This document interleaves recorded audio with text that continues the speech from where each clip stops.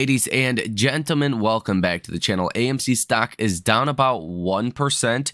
This is before the FOMC today. This is before Fed Jerome Powell and before the dot plot. So we're going to get into here in this video what some expectations are on Wall Street for today, for 2 p.m., for the dot plot, and for the Fed.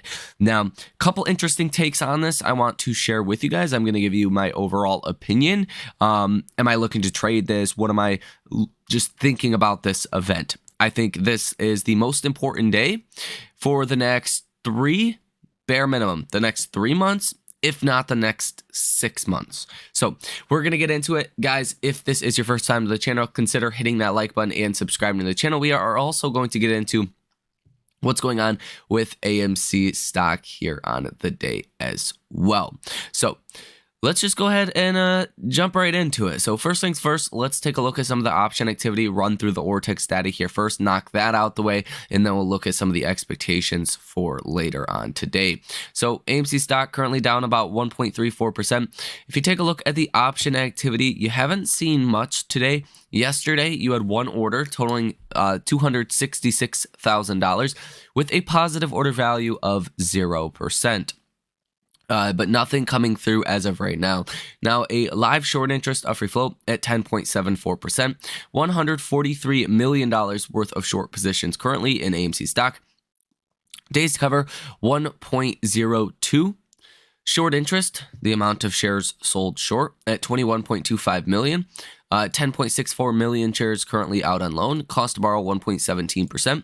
Utilization of 23.41% and a short score of 52.89 out of 100. So obviously, again, not the most encouraging numbers here. If you believe these numbers, well, you probably don't want to be long in AMC anyways for a potential short squeeze, right?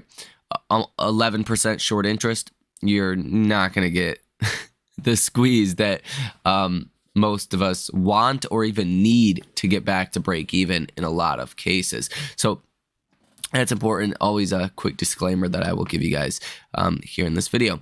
Now, okay, so what are we expecting for tomorrow or for today? It's actually pretty simple. It says right here, market pricing is aggressive. Traders in the Fed funds future space are pricing rate decreases to start in May of 2024. If you take a look at what we're pricing in over here, this is where you guys can do this, investing.com Fed rate monitor tool.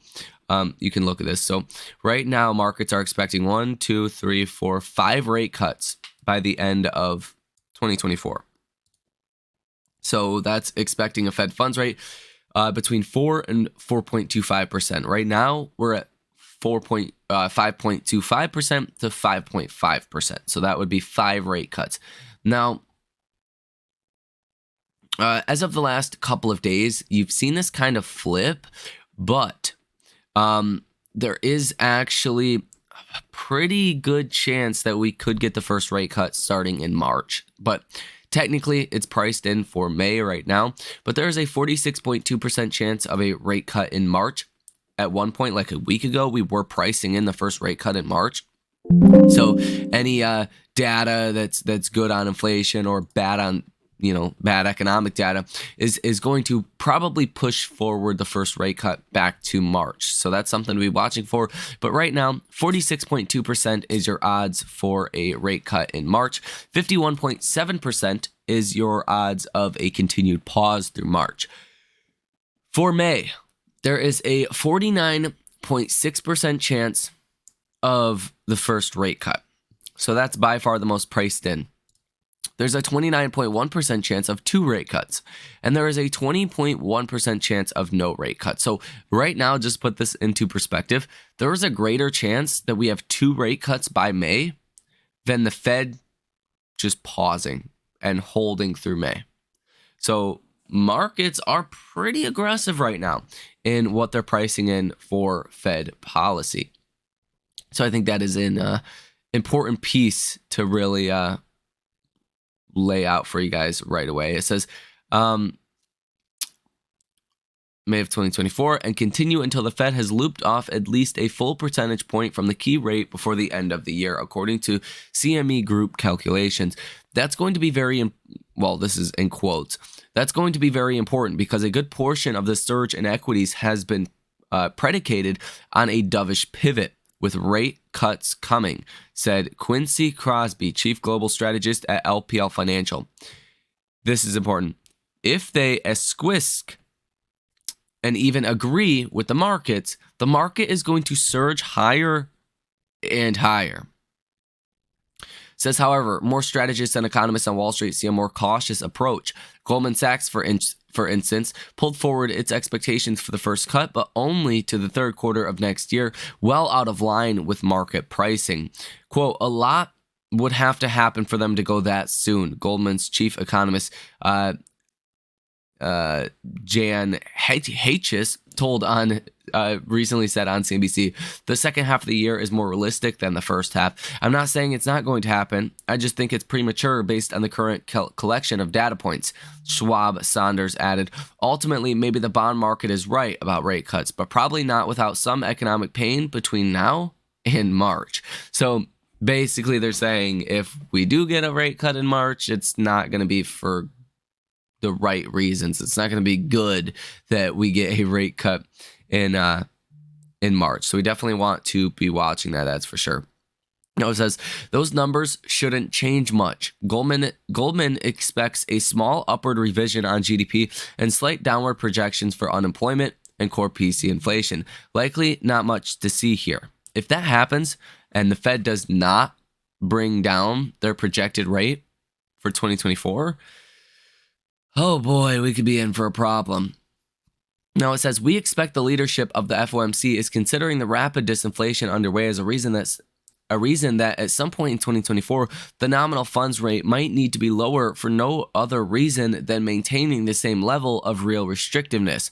UBS economist Jonathan Pringle said in a note, we do not expect Chair Powell to signal something soon, however. So a lot of people are really not in agreement with what the bond market is currently pricing in. This says a pause is all but guaranteed, says Liz Ann Saunders, chief investment strategist at Charles Schwab. But I wouldn't be surprised if there was, if not in the statement, then during the presser, a bit of pushback on what has been a loosening of financial conditions. Powell is going to have to address that.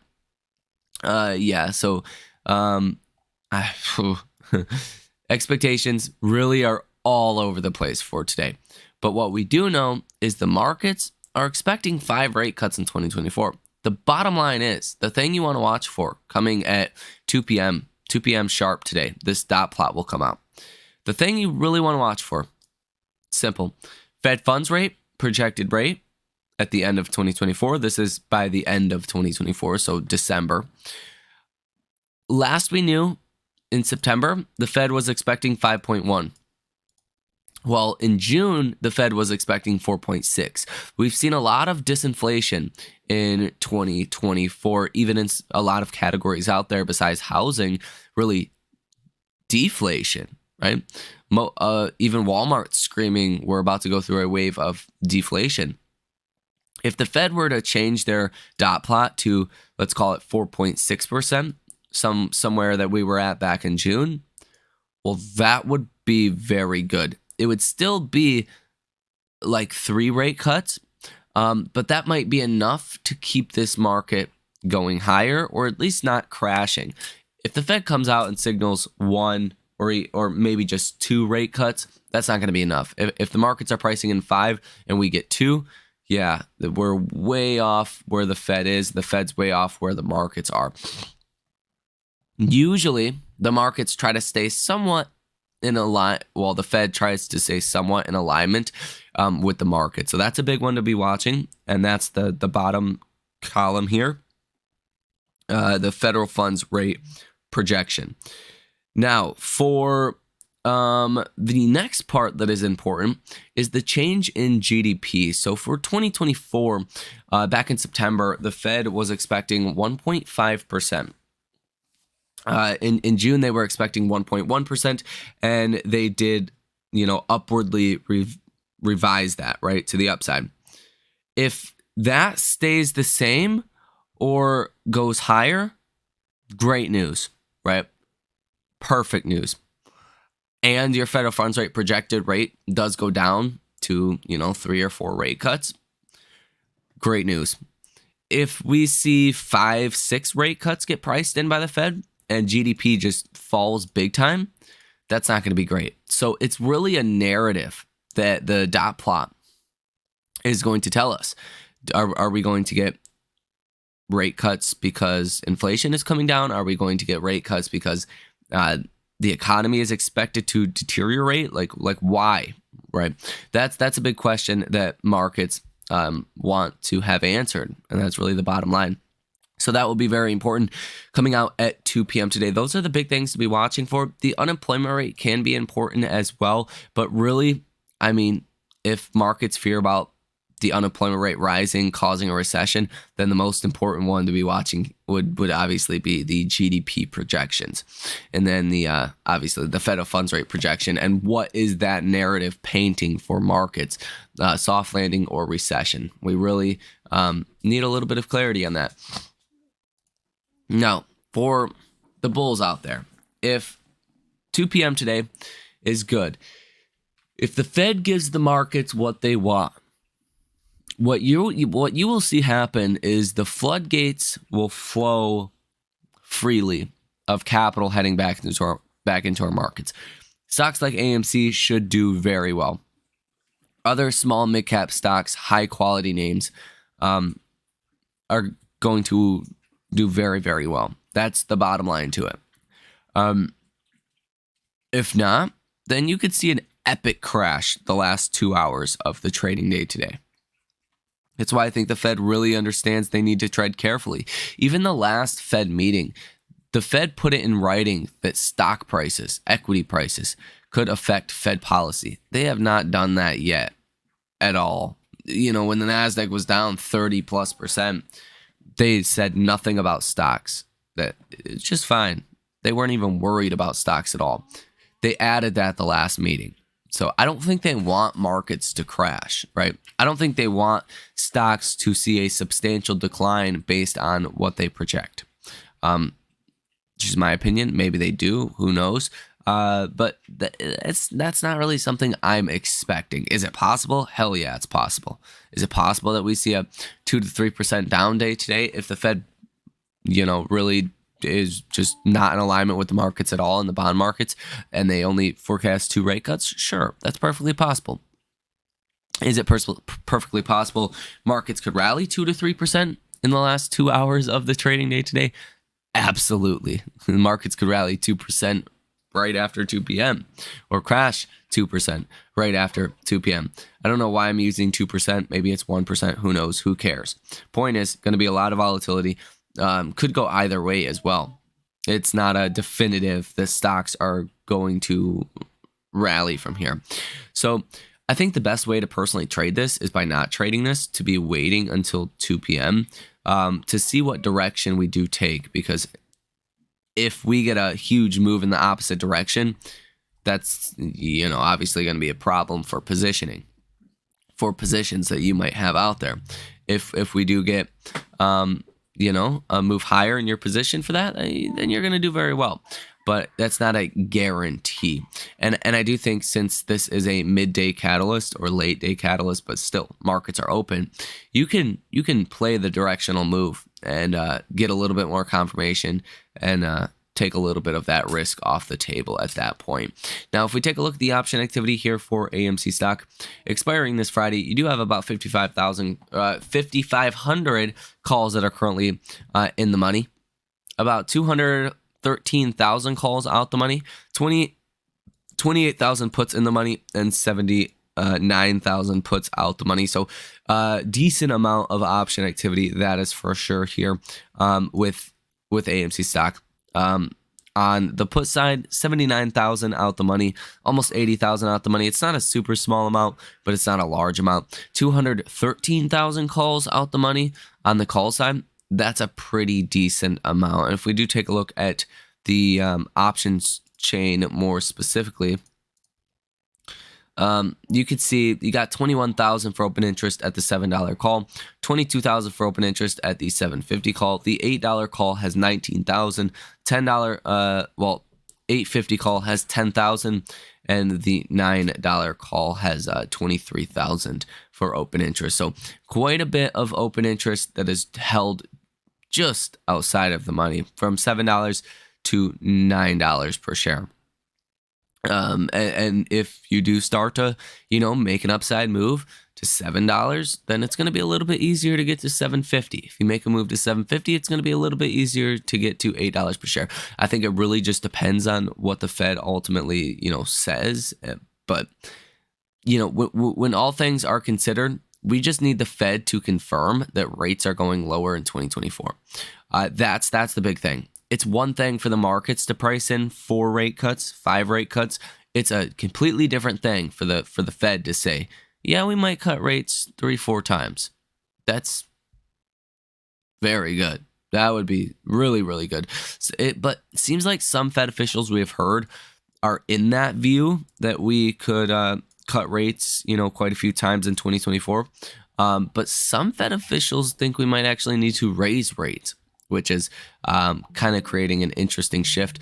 It's also worth pointing out that on the dot plot, we don't know who is a voter and where they voted for, or where the voting dots are, because all FOMC participants get to vote on that dot plot. But at each meeting, there's only one from each district that ultimately cast a vote on what the policy should be, right? That votes on policy. And then they go through cycles, right? Sometimes it's this guy, or sometimes it's this guy that does get to vote. So pretty interesting. I think that just makes for the day today to be very, very volatile. If you take a look at IWM, it says the Russell 2000.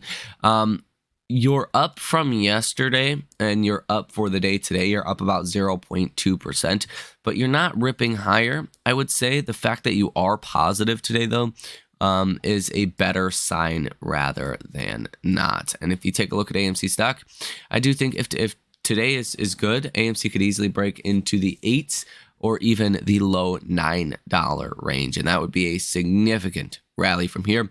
And I think it would be justified at that point, because you're going to see billions and billions and billions of dollars head into small and mid cap stocks, especially quality names. There is going to be a flight to quality as well. Not everything is going to do well. It's really going to be a stock picker's market. And what I'm looking for right now, small mid cap stocks, interest rate sensitive names that have been improving over the past 2 years. Maybe they were unprofitable 2 years ago, or losing a lot of money. Maybe they're losing less money now. Maybe they're profitable or very close to being profitable. Those are the kinds of companies that I do want to own myself. So let me know what you guys think about this. AMC's RSI at 38.48, very much on the oversold side. And the MACD is still positive, believe that or not. I think these things are both positive as well for a potential rally with AMC stock. So let me know what you guys think down below in the comment section. Hit the like button and subscribe to the channel. Thank you for watching. Enjoy the rest of your day, and I will see you in the next one.